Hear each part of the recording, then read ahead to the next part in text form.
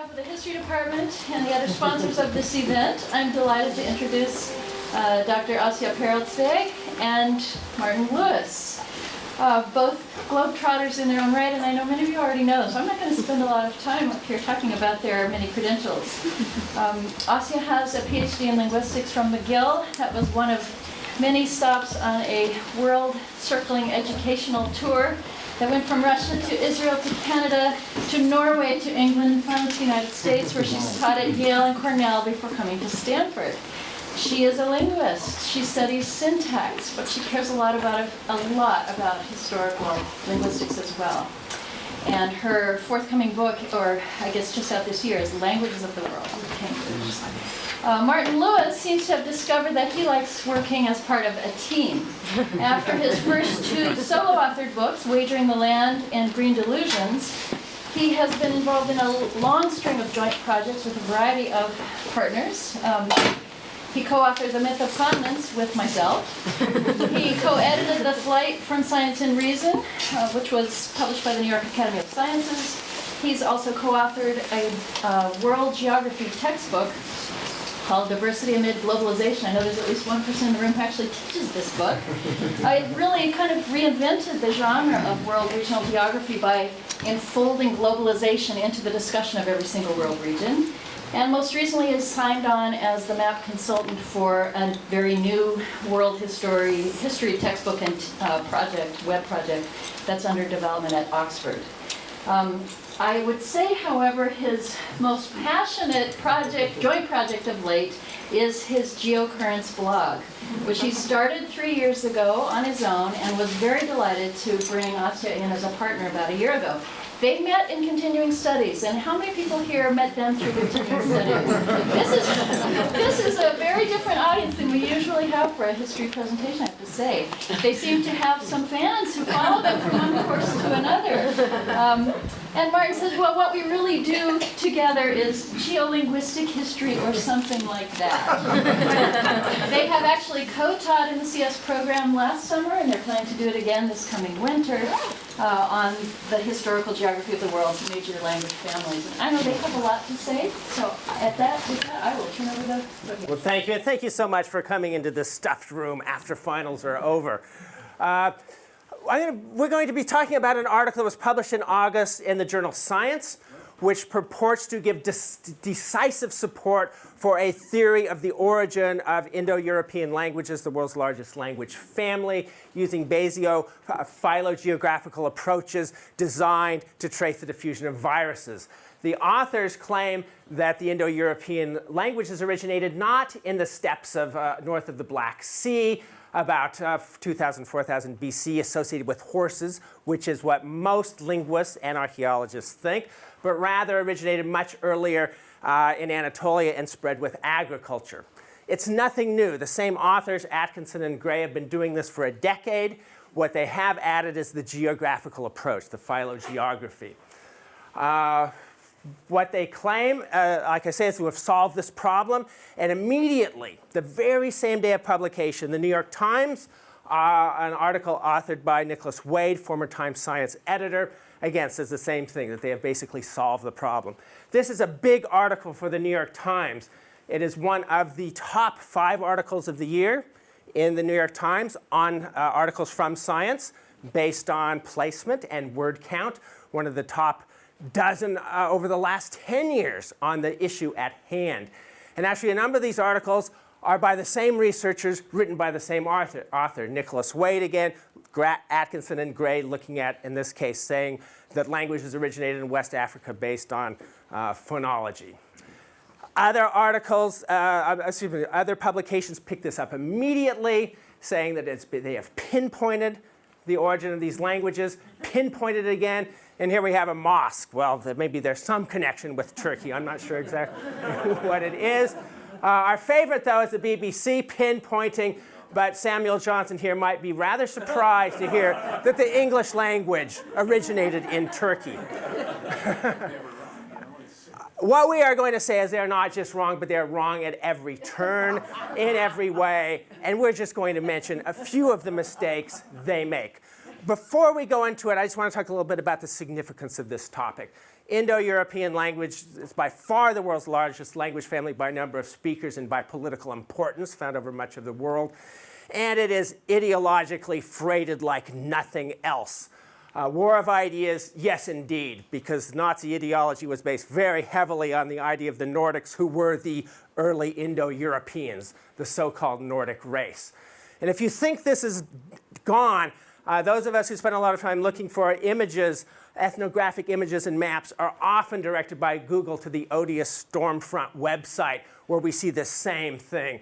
Here it's the embattled white minority, still talking about Alpinic peoples and Nordics and the like. And in a more benign form, we find hundreds of thousands of people watching YouTube videos about Persians, the true Aryans, or Northern Indians, the true Aryans. So this Aryan stuff, it's still alive. It was, however, inverted in the 1950s and 60s by the great Lithuanian-American archaeologist Marija Gimbutas, who said that the early Indo-Europeans weren't from Germany. They were from the steppes of Ukraine, Russia, Central Asia, associated with these burial mounds called kurgans. So she came up with the kurgan hypothesis, the origination of Indo-Europeans here, subsequent spread. What she was really interested in was the pre-Indo-European culture of Europe that she called Old Europe. And she claimed that before the Indo-Europeans came in, the Old Europeans were peaceful, egalitarian, gender egalitarian, basically a really wonderful society till it was all ruined by the Kurgans who came in. A bit off the deep end with the goddesses of the ancient future, but I should say she was a great scholar, to be sure. It was followers like Rian Eisler who took this to its ultimate. And Eisler said that actually this is the problem of the world. We all would have been peaceful and gender egalitarian had it not been for the Kurgans. The fact that it's only applied to Europe, well, that was just was sort of pushed aside. Today we find the Kurgans in video games where they feed their children into pits full of starving dogs. So again, ideologically freighted, to be sure. So problematic that a lot of people wanted a way out. And one of the problems, too, was that this whole model was based on massive migrations of warlike people. And in the 1960s and 70s, this was not what archaeologists were doing. They moved from a system where everything was based on migration to where basically nothing was. And Colin Renfrew, in actually a very interesting and well-written book, claimed that all of this was wrong, that the Indo-Europeans came from simple farmers in Anatolia who just pushed out in a gradual diffusion with no real violence whatsoever. Like I say, it's an interesting book. I don't think it's right, and there's a lot of problems with it, and it's been superseded. It was written quite a while ago. But I do think that the authors of the present article have this same issue in mind.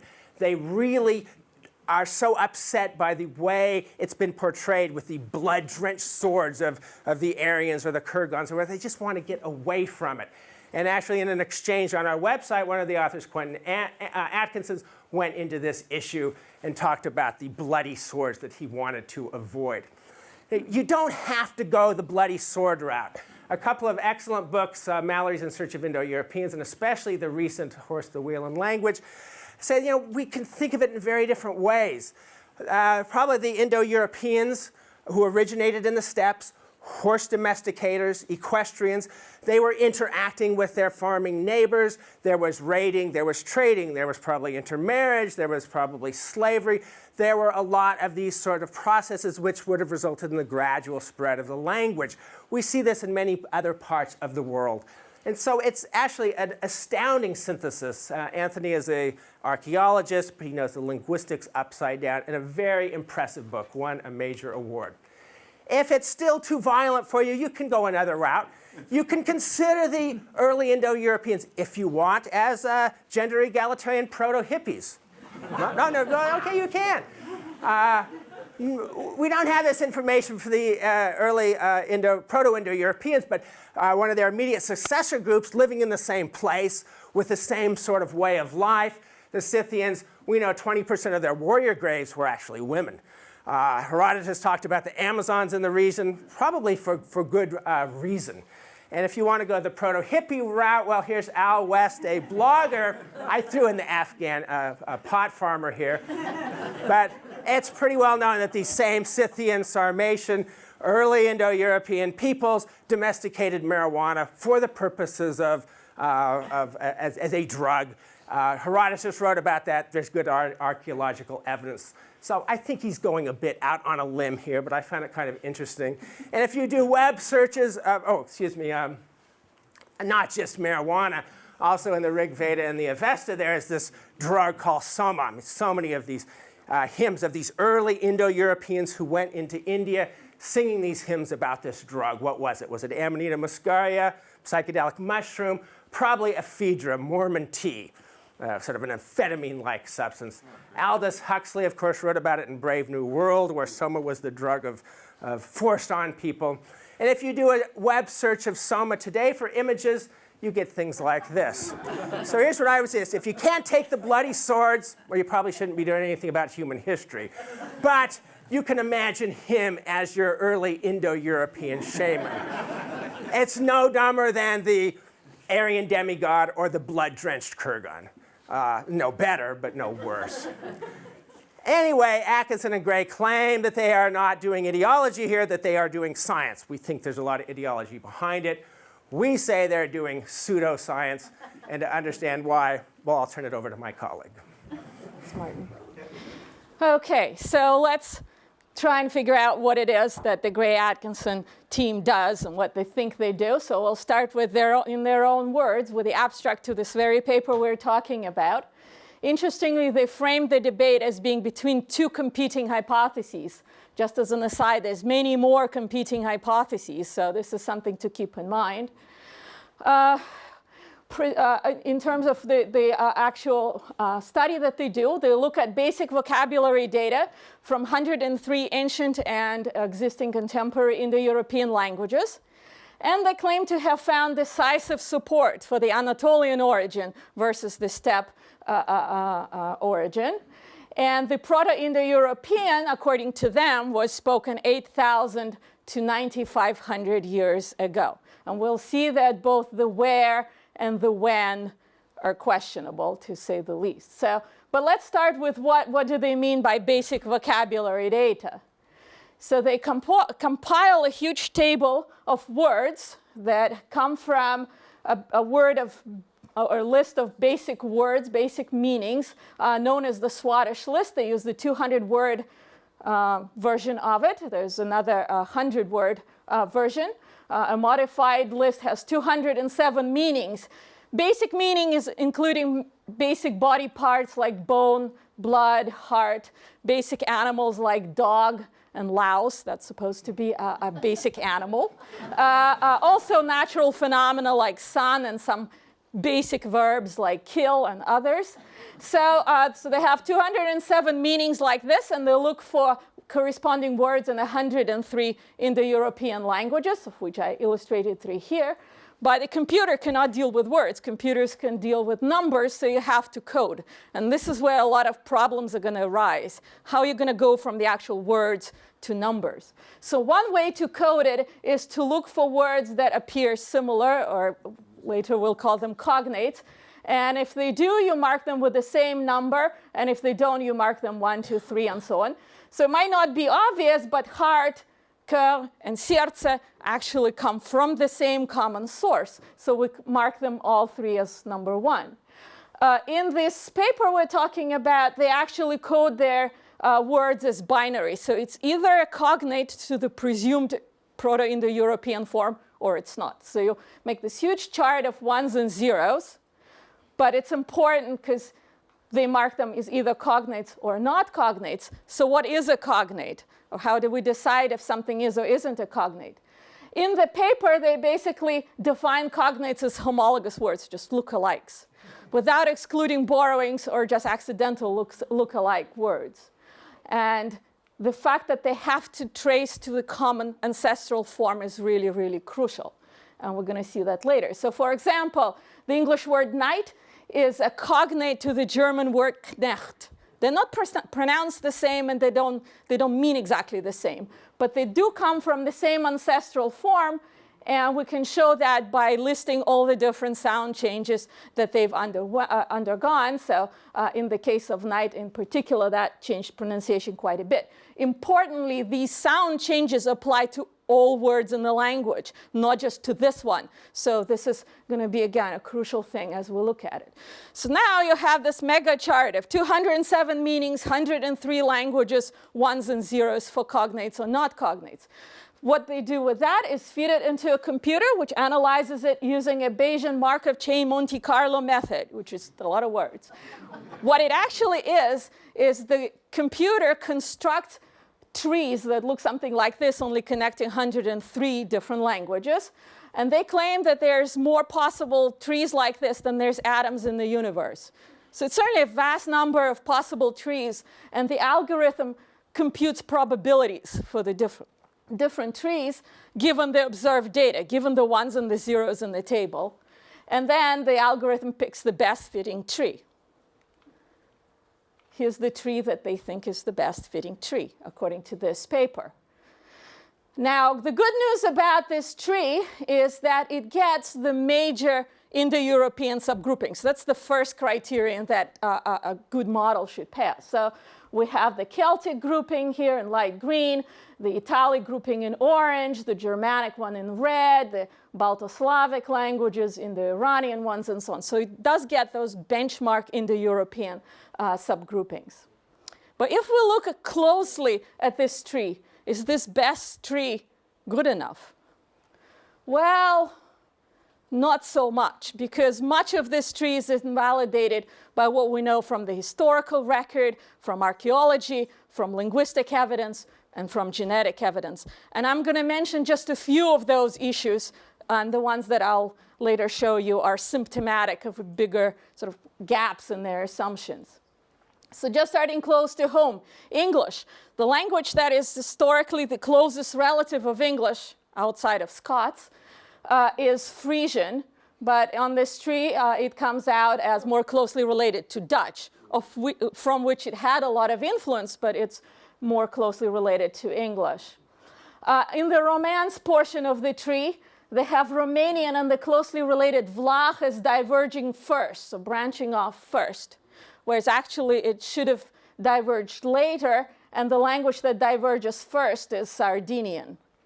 And another problem here is what they do with Friulian. Friuli is just northeast of Venice, northern Italy. Friulian should be connected more closely to Ladin and Romansh, other Italian varieties in northeastern Italy.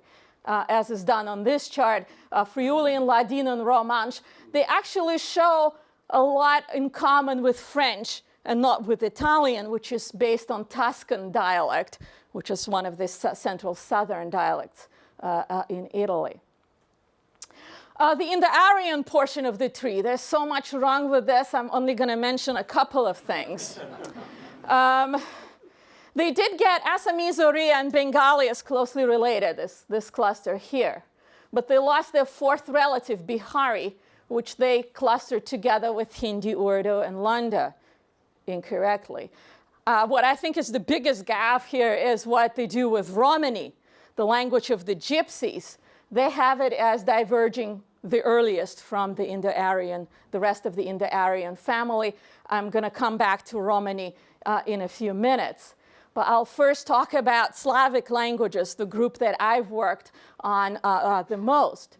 So in particular, this portion of the Slavic family, Russian, Ukrainian, and Belarusian are typically referred to as East Slavic languages for geographical reasons. But what happened here is Polish got somehow embedded into that East Slavic grouping.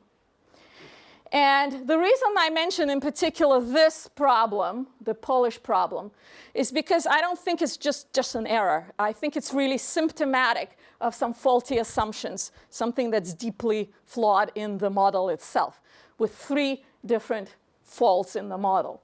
First of all, the model fails to adequately distinguish true cognates from borrowings, because remember, true cognates descend from a same ancestral form. They're not borrowed from one language to another.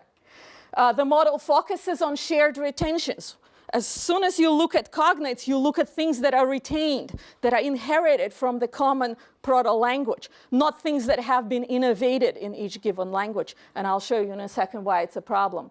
And also, they ignore grammatical changes and sound changes, and that leads them astray in a few of these cases, and in the case of the Polish problem, too. So why is Polish grouped with these Slavic languages? I think it has everything to do with borrowing, with them not distinguishing borrowings from true cognates enough. On the one hand, there's been quite a lot of borrowings between Polish and Belarusian and Ukrainian, back and forth. So that makes them look more tightly related than they actually are. On the other hand, Russian has absorbed a lot of vocabulary from other languages other than these other three. It took a lot of vocabulary from Old Church Slavonic in the early stages, which was the liturgical language, and later also borrowed from Turkic languages and borrowed from Western European languages, a lot more than Ukrainian or Belarusian did. So that makes Russian more distinctive. Russian is pulled aside. And I'll show you an example. This is not the kind of data that Gray-Atkinson model would work with, but it will show how this kind of tree can be produced just on a different lexical set. So what we have here are names of calendar months. And you can see that Russian has a very distinctive set and looks very familiar because it's been borrowed originally from Latin through Byzantine Greek and Old Church Slavonic. And when Russia adopted Christianity, they took the calendar of the month names with it. Belarusian and Ukrainian and Polish retained the old Slavic names for their months that have to do with the climate and seasonal activities. And Luty, for example, is the freezing month. And November, Listopad, is the leaf falling month. And July is linden tree month, and so on. So they retain the old Slavic things. Now, what I did with color is to show the cognates to the items in Polish.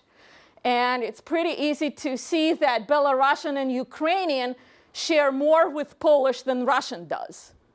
So if this is all you ever knew about these languages, it would be very easy to conclude that Belarusian and Ukrainian will treat them together, are more closely related to Polish than they are to Russian, or that Russian is to Polish. Right? If you just share the cognates in this set, this is almost the tree you would get. Actually, you'd get Ukrainian as the closest to Polish and not Belarusian as the Gray-Atkinson model does, but close enough.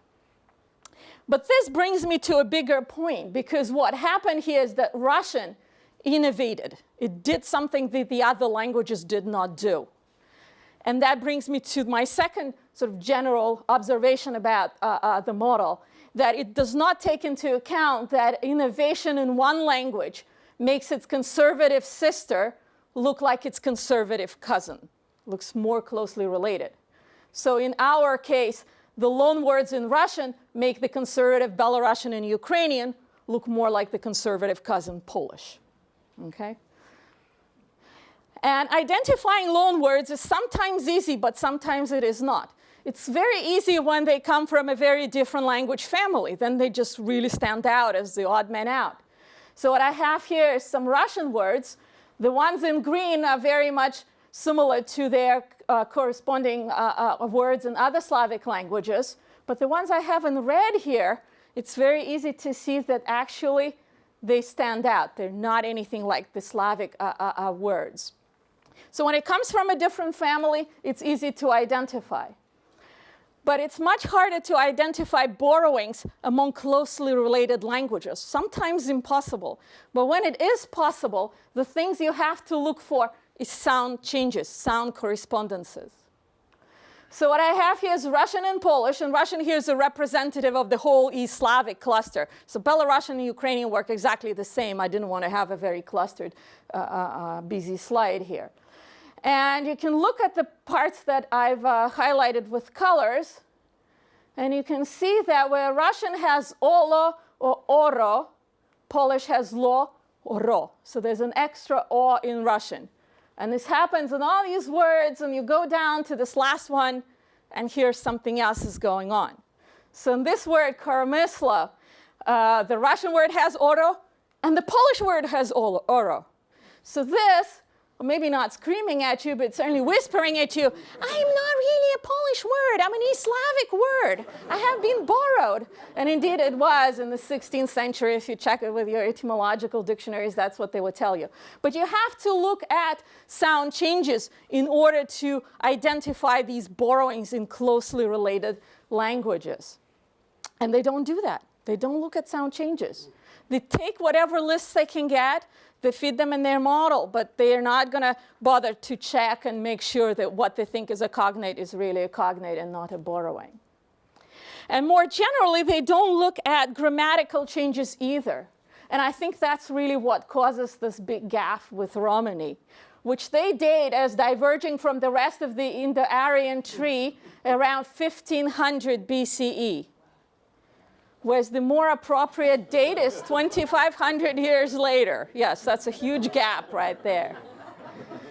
The evidence for this much later date comes from looking at grammatical changes.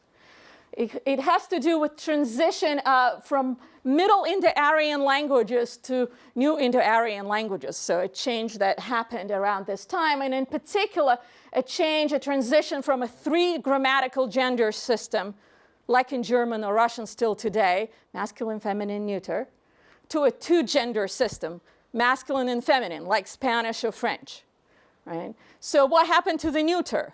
When neuter was eliminated, the nouns that used to be neuter had to be reshuffled into masculine or feminine gender.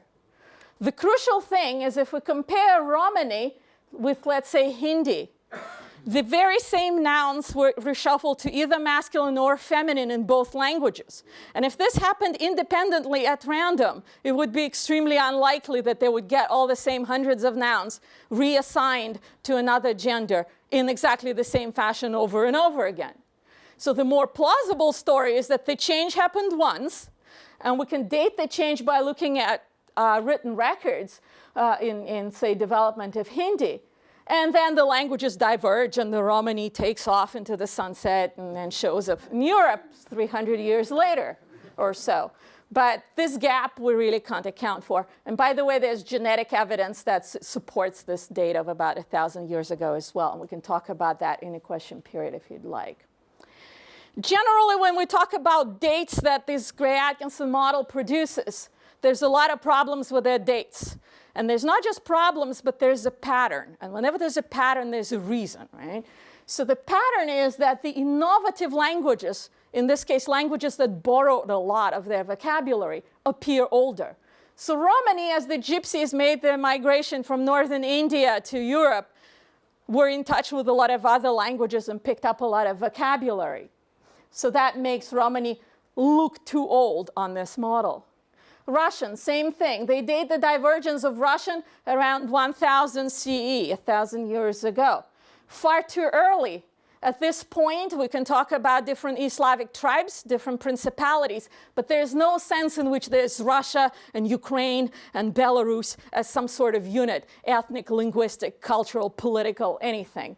It really starts happening, this divergence of Russian going one way and Ukrainian and Belarusian another way, when Lithuania and Poland get involved and start controlling what is now Belarus and parts of Ukraine. So we're talking about late 14th century at the earliest, so they are wrong about that date.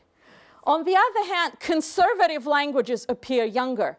And the 2 examples of sort of classical conservative languages within the Indo-European family are Icelandic and Lithuanian, for good reasons, but I won't talk about those. And they appear too young on this model by about 500 years, maybe even more, too young.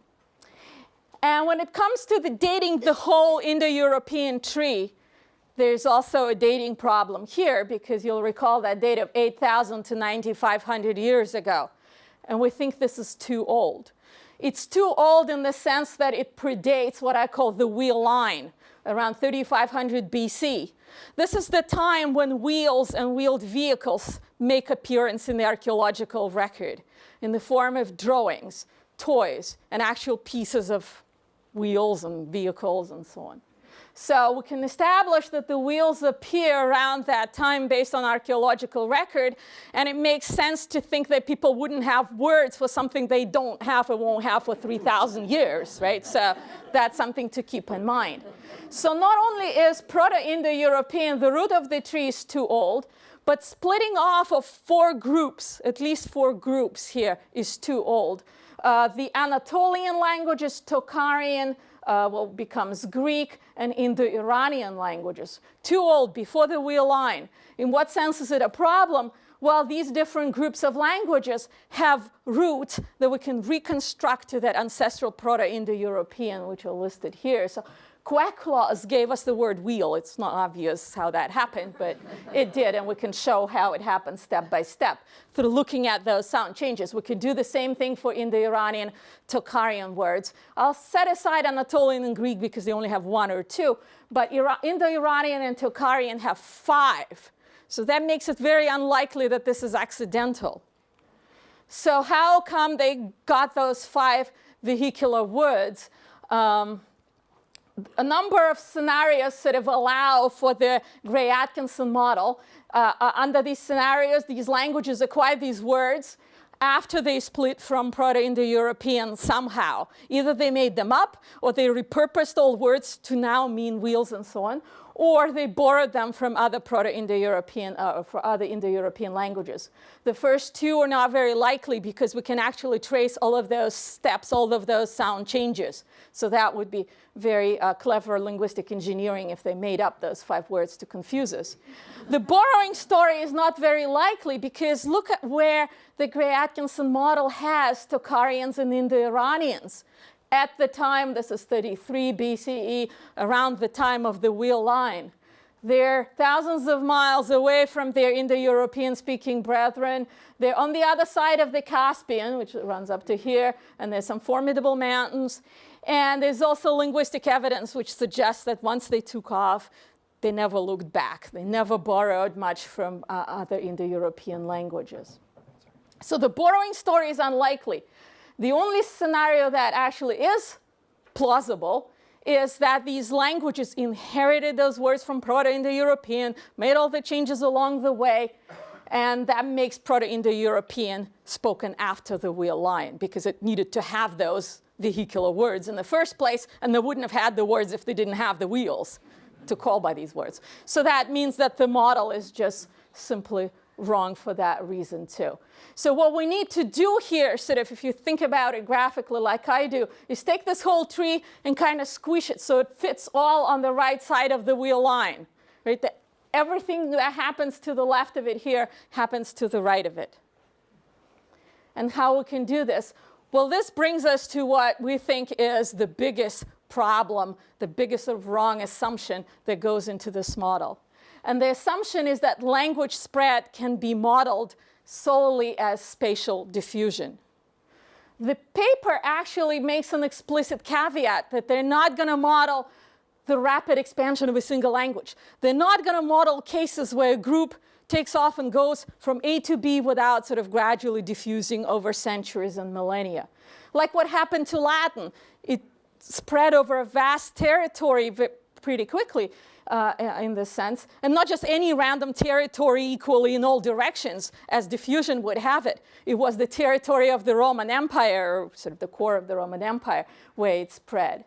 And such examples are really too common and too important for us to ignore, not just of Indo-European languages that spread quickly like this, but non-Indo-European languages too, like Hungarian, which sort of created a gap in what is otherwise Indo-European speaking area. So we need a different mechanism. We need something else besides diffusion. We need something that goes not at random in all directions, kind of you wake up in the morning and think, I'm going to go somewhere, where am I going to go? We need something that's a lot more directed, something that has preferential directions. And the mechanism for that is advection. So here's the term. So if you think about dropping paint in a standing water of a lake or a pool, it's going to diffuse gradually through the water.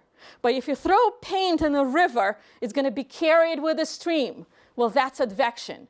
And we want this kind of a mechanism for population spread as well. And by the way, rivers facilitate migrations, and anyone who's ever worked on migrations knows that it's easier to travel by boat or somehow along the river than to walk the same distance by foot, carrying all your stuff. So this, I'm not going to go through all the technical aspects of this formula, but you can ask me in the question period. But this is from a very interesting paper by Kate Davison and colleagues from University of Newcastle. What they model is population spread of the Neolithic farmers from, or rather through Anatolia. The very same folks whom Gray-Atkinson model has as the carriers of Indo-European languages. It's published 6 years prior to this paper in Science that we're talking about, and they make no reference to it, interestingly. But they do model the spread of these Neolithic farmers by using both diffusion and advection. And let me show you what difference advection makes. So this model is just diffusion without advection. They model population expansion starting in Jericho. And you can see isochrones of how population proceeds. They run perpendicular to this blue line, which is the Danube-Rhine corridor, which is going to be important in a second. And let's see how long it takes to go from Jericho to Kent in southeastern England. 6,000 years. Diffusion only. Diffusion is slow. Now what they say, oh, but it's much easier to travel along Danube or Rhine, so let's throw in advection along the riverways. And they get a very different result, much more in line with archaeological dates. And the result they get is here. So now the isochrones are parallel to the river. So you take a boat up the river, or down the river, and then diffuse away from the banks. But interestingly, advection has an effect not only locally along the rivers that they model it with, it has repercussions to the whole model. Because now from Jericho to Kent takes us 2,500 years. We more than halved the time that it takes for that population expansion to happen. So the take-home message is advection gets you there faster, and it has a global effect, and it can account for population migrations that are along direct, preferential directions. Interestingly, this Davison paper does what the Buchert paper claims they do, which is to provide a feature-rich geographical model. They actually take into account the difference not only between land and water, but they make a difference between rivers or coastlines and deep seas. Deep seas are much harder to navigate than traveling along the shore. It makes sense. But they put it into the model. They account for altitude, so mountains are harder to live in and harder to travel through than lowlands. Latitude, which they use as proxy for climatic severity, and deserts. And I'm going to turn over to Martin to talk about other geographical issues here. Yes, they claim, the article we're critiquing, the authors claim they have a geographically rich model. Look how they handle the movement of the Tocharians. These are Indo-Europeans who lived in the Tarim Basin of China for a long period of time. Here's where those basins are. Here's how they have them moving up along the Tian Shan Mountains at 25,000 feet above sea level. So they're obviously not taking into account mountains or anything. All they take into account is water and land. And the way they take into account is they say that it's going to take 100 times more time over water than over land, although they actually have several different models. They have one model where it's only 10 times, and they have what they call the Sailor model, where it's the same amount of time. In practice, what does this mean? We're moving insular North Germanic towards Iceland. We are here in 909 CE at the Faroe Islands. About 100 years later, we're halfway to Iceland. Literally, they're sitting in their boats, and on any given day or any given time, they will move 1 pixel north or east or west. Actually, they can't go northwest or southwest. They have to go north and then the other way. That's how the model works. And then finally, another 50 years, they actually reach Iceland. That's how the feature-rich model works. And we see how they model it. They never get to Corsica. They never get to Gotland. They never get to the Balearic Islands because it's hard to cross water in their model. You don't just get in a boat and sail across. You don't explore. You don't do anything like that. Other oddities. Here's Moldova. No Indo-European in Moldova? How could that be? Here is Ukraine and what is now Kazakhstan, where the Scythians lived. This is not there. Here's a real oddity. I don't know if anyone can know what's going on here. This is the Fergana Valley, and we have Indo-Europeans in the Tajikistan portion of the Fergana Valley and not in the Uzbekistan portion. These are things that just scream out to a geographer as some sort of problem. We have Neolithic Indo-European settlements and later ones all over the Sahara, all over Arabia. Real problems here. The cornerstone of this model is what they call a movie. It's a map animation that shows their model in action, where we have contours showing 95% probability of Indo-European speaking, and these lines show all of the different families. I mean, that's the first thing that struck us is here's Russia not within the Indo-European zone. I mean, how could that be? And actually, one of the authors responded to us, and he said, oh, well, this is 1974. That just meant that Indo-European didn't come into Russia after that date. That's all we're saying. Well, they're not saying very much in that case. Notice we do have Indo-European speakers in Tibet, though, in a much earlier period. How did they get this odd geography? Well, they'd mapped 103 languages, modern languages and extinct languages. At one point, Atkinson said we mapped all the Indo-European languages, which is kind of crazy. But if you see here, the extinct ones are in red, the extant ones are in blue. Notice they just left out Moldova. I mean, there's actually no real Moldovan language. It's just Romanian. They call it a different language, but it's the same. They just sort of forgot it, I suppose. Oddities everywhere. Note there are 3 Swedish languages with a nice straight line here in Sweden. We have Cornish, which has been extinct for a couple hundred years. We have 3 Breton languages. We have 4 Albanian languages, but we didn't manage to get northern Albania within that Albanian group. We have total coincidence of modern states like Belarus, Ukraine, and Poland with those languages, even though in actuality the political boundaries and the language boundaries don't correspond, and to the extent they do, it's because of genocide and ethnic cleansing in the 20th century. What I've done with this map is I've broken it and I've isolated 103 errors, and I stopped at 103 because that's how many languages they had. And I'm not going to go through all of these. Now, here's ancient Greek just in Attica, nowhere else.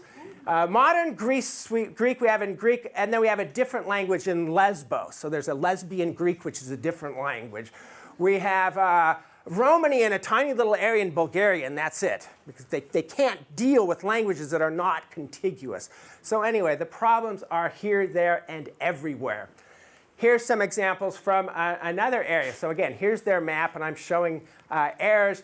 And here's this oddity here, which is Tajikistan. They've mapped Tajik as virtually entirely coincident with the country of Tajikistan. What does that reflect? Soviet geo-ethnic machinations. Because before the Soviets came in, there were a bunch of Persian speakers. Tajik is a form of Persian. And there were a bunch of people who spoke Turkic languages that were heavily personified. And the Soviets made them decide, are you Uzbek or are you Tajik? And even to this day, cities like Samarkand and Bukhara are Persian or Tajik speaking. They left all the Persian out of Afghanistan as if it doesn't even exist. So what did we do? We're mapping geopolitical units, not language units. And we're mapping them anachronistically.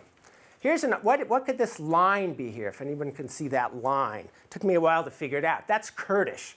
Actually, there's no single Kurdish language. Sorani and Kurmanji are as different as French and Italian.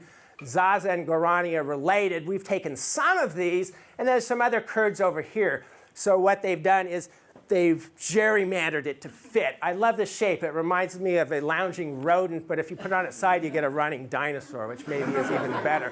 So, pretty extreme gerrymandering here. With Vedic Sanskrit, so that's the outline there. I looked at that, the familiar shape, what is that?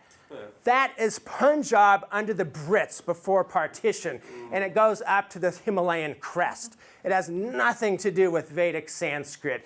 It was just a convenient way to do it, but again, it's a modern geopolitical issue. The biggest problem, though, is up in the steppe zone here. Nothing. Well, what you actually have, Scythian was an Indo-European language. Well, probably many languages. All we know is personal names and a few inscriptions. Because we know so little about Scythian, they left it out. With ancient languages, they just chose those Indo-European languages that are well recorded. This is preservation bias to an extreme. So Thracian, left out. Illyrian, left out.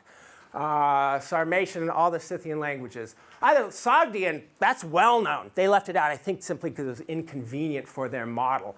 And this alone falsifies what they're doing, because if you're going to take out this huge zone of ancient Indo-European languages and wipe them off of your model is not going to reflect the geographical realities there. Another problem, which if we had time would go into, is the Uralic issue. Proto Indo-European and Proto Uralic borrowed heavily from early and Proto Indo-European. We know that from linguistic evidence. And if the early Proto Indo-Europeans were down here, how would they be interacting with the Uralics up in the Ural mountain range? Virtually impossible. I'll go through now a few of the frames of their movie, their animated map, to show some of these other problems. 3000 BC here, we have Greek and Albanian, which they regard as a language family. Pretty hard to do that.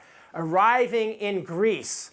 And then 1,500 years later, starting to diverge, Greek on one hand and Albanian on another. All kinds of problems here. Albanian, probably a descendant of Illyrian, which they ignore because it's not well recorded. One thing that makes Greek distinctive is because it has a huge substrate of non-Indo-European words.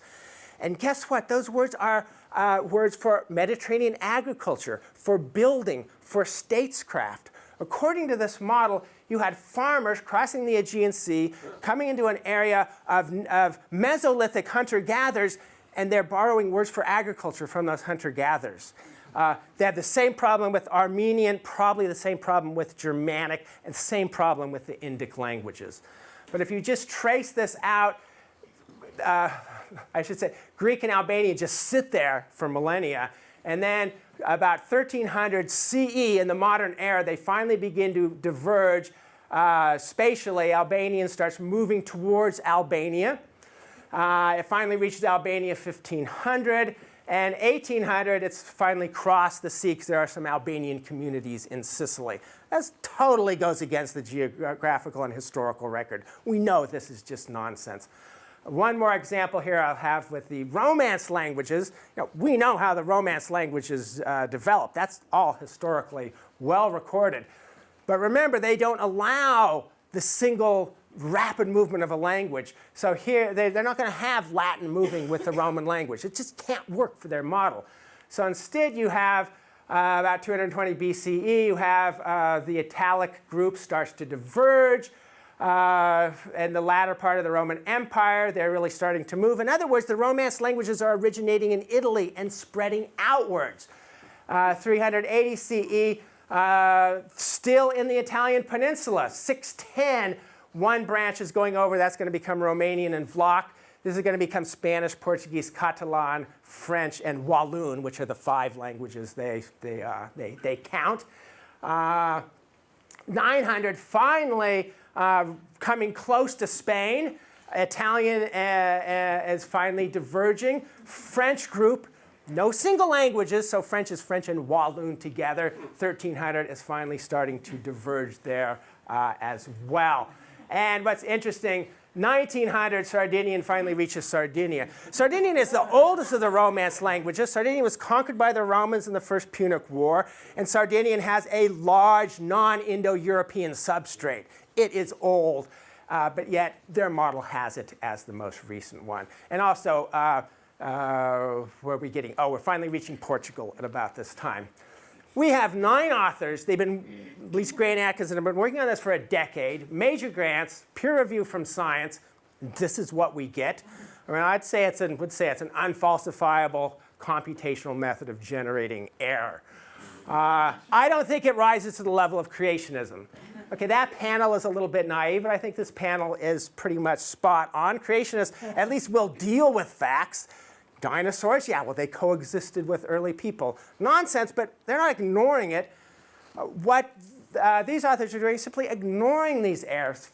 A few facts to construct the model, otherwise facts are just noise. I think it's a pathological form of rationalism or anti-empiricism. I think it's based on mindless assumptions, sort of meta-assumptions. They never say, we're assuming that languages diffuse like viruses. It's a pre-assumption. And ultimately, I think this is an example of what my colleagues Robert Proctor and Londa Schiebinger have called agnotology, the creation of ignorance, where people, under the guise of science, are creating a kind of pseudoscience which actually undermines our knowledge. And it is, I think, a problem. A few more words from Asya, and then we'll go on to questions.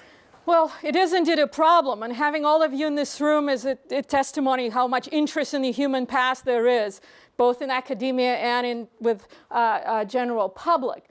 The problem is that this kind of pseudoscience leads us astray. And as Brad Kessler put very nicely in this quote I have on the slide, for this convergence of different disciplines to work, each discipline should do its own homework, should do its own contribution.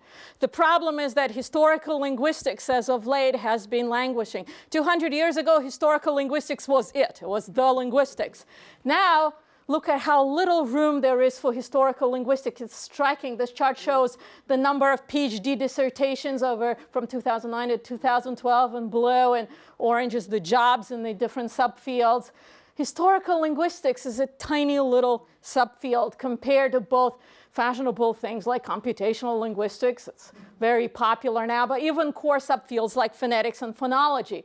And if we go beyond 2009, here I have jobs going all the way to 2002 yearly. You can see this is nothing new. Historical linguistic jobs, very far and few, as compared to both computational and phonetics and phonology. And I looked at some rankings of what is considered to be best programs in linguistics. And between the top 10 programs, there's only 9 faculty members who say, I'm a historical linguist. And 3 of them are in the same institution. Only 24 graduate students declare themselves as being historical linguists. And all of them in only 2 of the 10 institutions. And how can you become a historical linguist? Look at what they have for courses. 10 programs. 10 undergraduate courses on the books, not necessarily taught every year, and 6 graduate courses, never more than 1, and some programs don't have a single course. How can you become a historical linguist? So historical linguistics has been languishing as a discipline, and we think this is really a problem. But we'll also see another sort of angle to this issue, and why we really got so excited about this project and wanted to do this talk. And this has to do with what we call lodged fallacies. And as linguist Jeffrey Pullum puts it very nicely, once the public decides to accept a certain fact or a certain idea, it's very hard to undo that myth. And he talks about what he calls the great Eskimo vocabulary hoax. And I think you heard some form of this, that the Eskimo language has 50, 100, and it's like an auction, right? Whoever's going to give more words for snow. Well, it's not true. Well, first of all, it's not the Eskimo language. It's a number of different languages, and if you add it up, it's not fair. It started as sort of a very tentative comment that maybe Eskimo has 4 roots for different kinds of snow, and then was picked up by Benjamin Lee Whorf of the Whorf-Sapir hypothesis fame. And he says, well, he lists different ones as other kinds, so at least 8 different words apparently Eskimo is supposed to have for snow. And the beast is out. And look at what New York Times has reported. 1984, in an editorial, 100 words for snow. It's a nice round number. Why not? They don't give you any dictionary, references to dictionaries that would list them. 4 years later, to the day, the science section decided to axe more than half of those supposed Eskimo words for snow. We're down to 4 dozen. That's why 48. And it's never supported by any factual evidence. It's just whatever number you care to make up. Even if it were true, it's not such an interesting point, because if you stop and think about English, English has snow, but also slush, slop, sleet, blizzard, avalanche, and so on and so forth. And if you're a skier, then it's even more. Right? And other languages do too. So that's not really a very interesting point. So I'll just sort of conclude with this cartoon that summarizes it nicely. We'll interview some of you here and see how many words we can get. So, well, we hope that we've dislodged a fallacy or 2 here today. And we'll continue to do so in the course that Martin and I are offering in Stanford's continuing studies in the winter. called The History and Geography of Language Families. Indo-European will feature prominently, I think, but other families are going to make appearance as well. So thank you very much for coming, and sorry you had to sit in such tight conditions.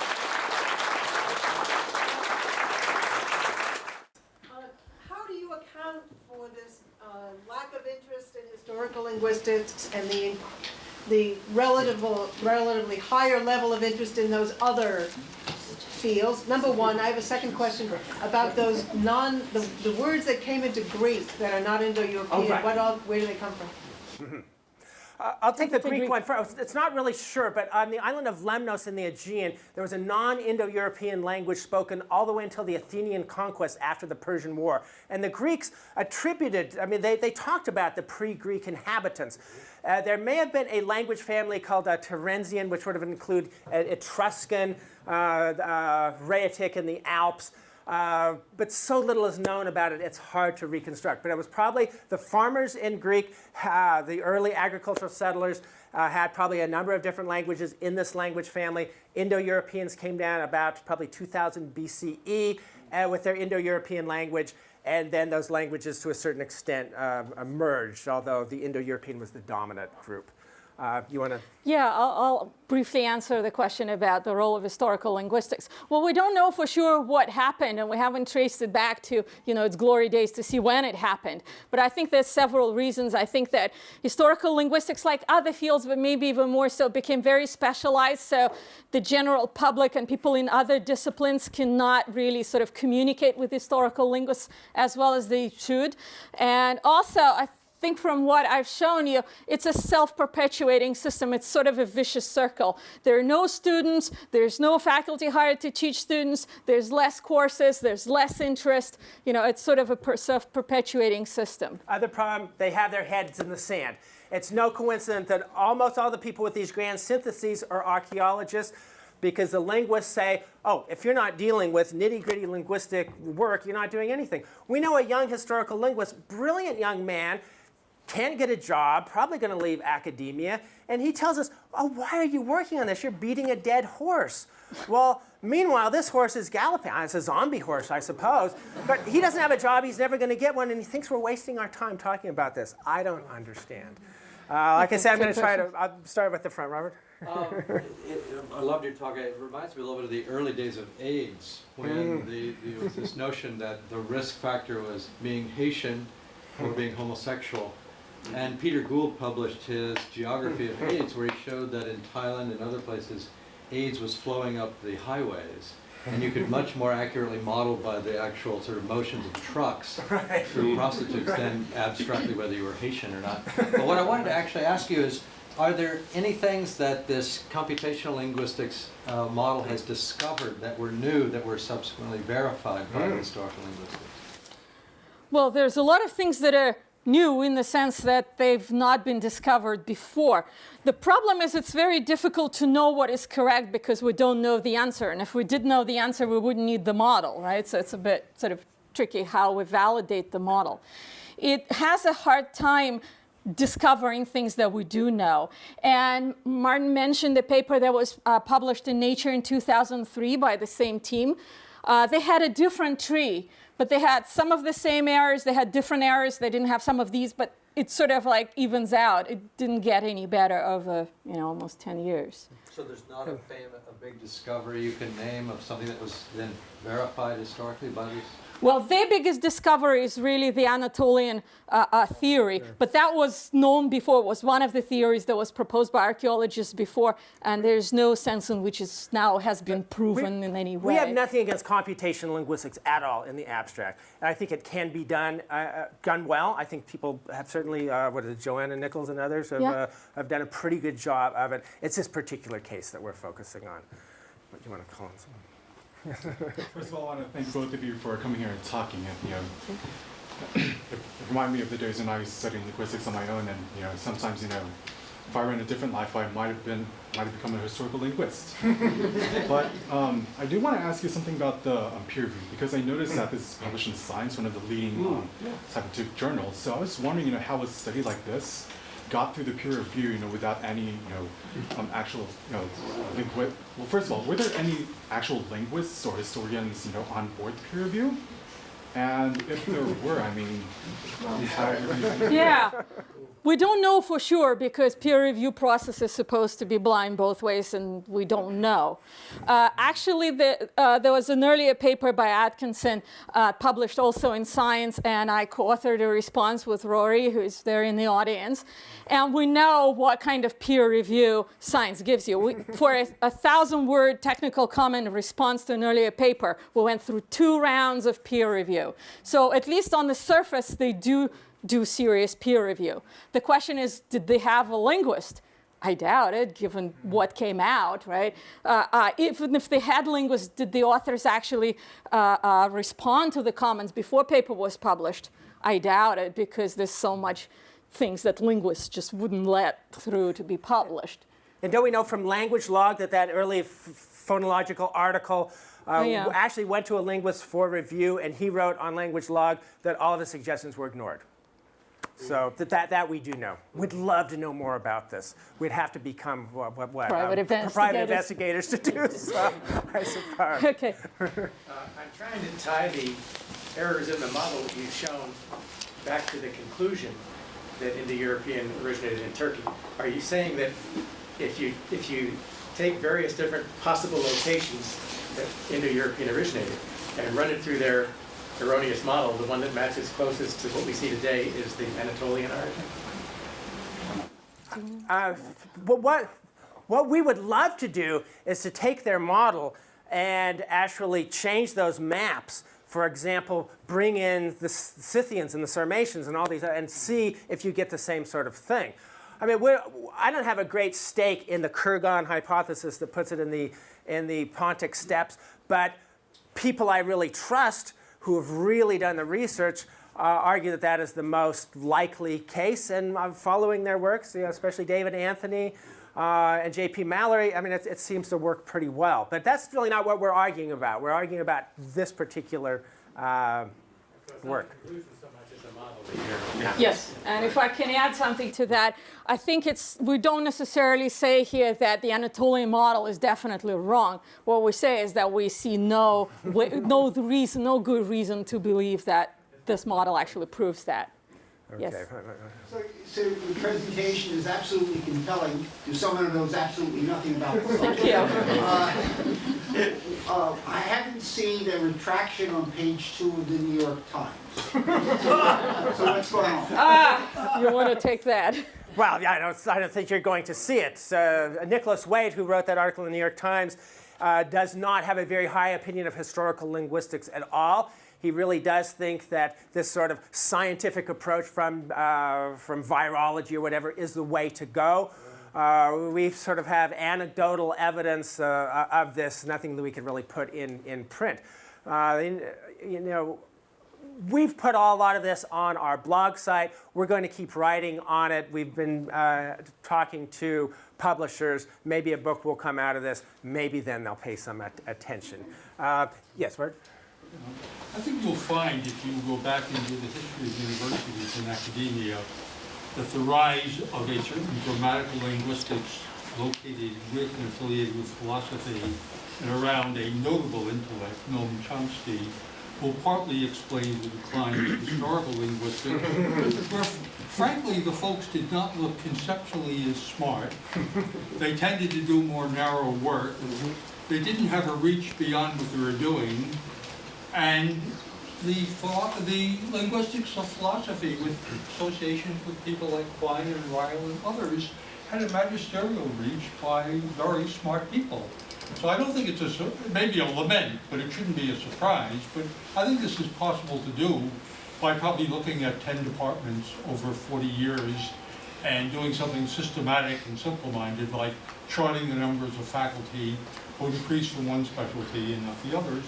But the larger set of questions I wanted to raise is that I think that in critiquing what you've critiqued, you really have to step back and tell us what are the conceptual underpinnings that are essential to their model and argument, because part of the critique was one where you were so delighted by hotshots of destruction that it tended not to distinguish between things essential and things correlative, but probably not in the logic. You have to construct their logic, tell us what it is, what the 4 or 5 central underpinnings are, and why all of some of those underpinnings fail. Because otherwise, it's kind of taking buckshot, and you're hitting mostly antelope, but you're hitting a lot of walls along the way where the holes are interesting, but they don't lead really to the argument. On particular pieces, you started out in the chart with 207 characters, which you converted into meanings without explaining why. I'm not sure whether characters and meanings mean the same thing, or whether it was a slippery on screen or slippery orally.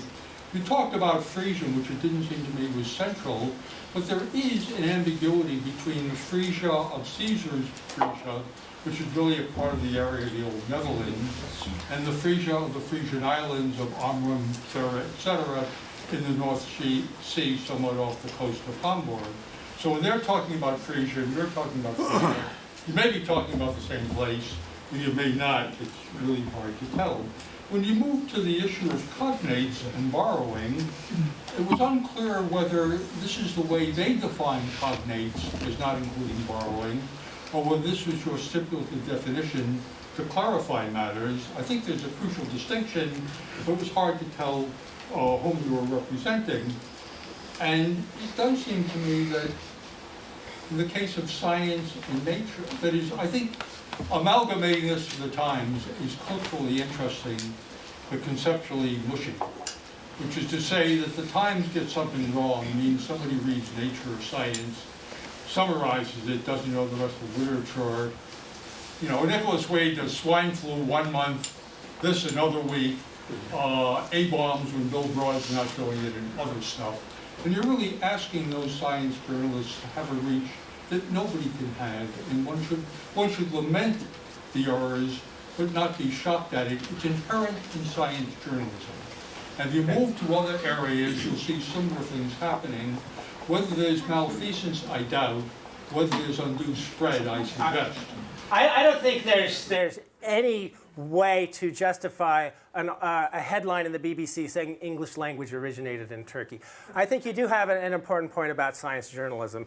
But journalists still have some obligation to be critical of what they read, but they have more importantly, they have an obligation to try to be dispassionate and to be objective to the extent they can. And when Nicholas Wade puts that article in the A section of the New York Times on the very day that Science publishes this, after he's been writing article after article, trumpeting Atkinson and Gray, I think that's malfeasance. So I disagree with that assessment. The A section, he pleads with the editors and they place it. Everybody there wants to be in the A section. Oh, no doubt. Okay, well then it goes higher up the chain. Yeah. Now you've made a lot of comments, and would like to respond to a few of them because we have plenty of other questions. So I don't want to spend too much time on this. The assumptions behind the article, yes, if we would have had more time, we would have gone through them in a much more systematic. But the frustrating thing is they don't lay out their assumptions. Like I said, they're sort of meta-assumptions. They're never saying, we are assuming that language is going to spread like a virus. Yeah, language spreads in many different ways. Sometimes it spreads because people spread. Sometimes it spreads because people are converted to another language. More often, you have one group of people coming into another group of people. You have extensive bilingualism, and then you have some sort of synthesis after that. Many different ways of language spread. They're not talking about any of that. So that's why I think these are sort of meta-assumptions. And the other point is, that's what they've said in response. Quentin Atkinson said, you're just intolerant of error. Of course, we're going to make some mistakes. But if we can show that everything that they're showing on their maps is in error, then the cumulative effect of that, I think, is overwhelming. And I don't think it's just pot shots. If we can do it again and again and again and again, we've just shown you a few. I can go through all of those phylogeographical lines that they've put on their map and show that none of them match the historical record. I think that's significant.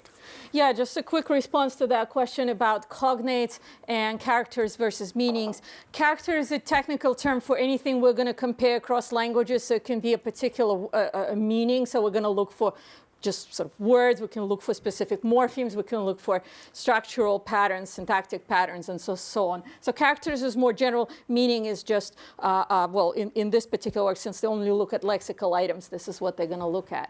When it comes to cognates, it gets kind of mushy, because the definition of cognate, that it has to exclude borrowing, is a very well-accepted definition, and the definitions I had on the slide, they're from introductory textbooks. So this is not a highly guarded secret in linguistics what a cognate is.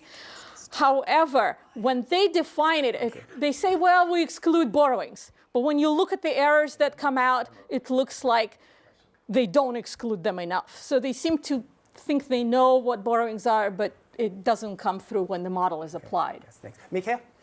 Yeah, I was really fascinated by this talk, and as a historian, but not as a linguist. I was wondering if you see any parallel between the sort of computational turn in linguistics and sort of the slow demise of historical linguistics with the mathematical turn in economics after the Second World War. I mean, particularly since economics as a so-called science was not around, really prior to World War II, and the 19th century came out of political economy, which saw economics and politics, therefore society as inseparable in some way or another. I mean, do you see this trend kind of following a similar path? And if so, what will be the consequences? No, I think there are a lot of similarities, although again, I'd say we're not arguing against computational linguistics. The notion I wouldn't argue against mathematical turn. But the notion that you can treat language as if it were a virus. And if you can treat geography as if it's an isotropic plane, uniform in all directions, except there's land and water. Yeah, these are very familiar things. They're familiar to me not so much from economics, but from geography. Because in the 1960s, geography had what was called the quantitative revolution. They tried to salvage the discipline by turning it into a positivistic social science. For a slide that you probably want for that. Actually, I had a slide on this. But one of the key theories of the time was called central place theory. And central place theory said, we can explain all the patterns of settlement and urbanization based on marketing behavior, and we're going to get these hexagonal patterns. It's going to be universal. It's going to be non-historical. In a way, it's anti-geography, because what makes geography interesting is differences from place to place. Here they're assuming there are no differences. Everything is the same, and you can deduce this sort of thing. So I think this is the same kind of hyper-rationalist, anti-empiricist thought that underlies the Gray-Atkinson approach to language. I wouldn't argue that for computational linguistics in general, but I would for this article. I think... Asya, I'm very sorry, but because we're so packed in here that people can't even leave if they need to, I'm going to intervene to draw this to an end, but I want to say there are beverages, including wine and beer, in the faculty lounge around the corner, room 302. I have a key, and I'm going to go open that up. Anybody who would like to stay and speak with the speakers, please do. But meanwhile, please join me in giving them a round of applause.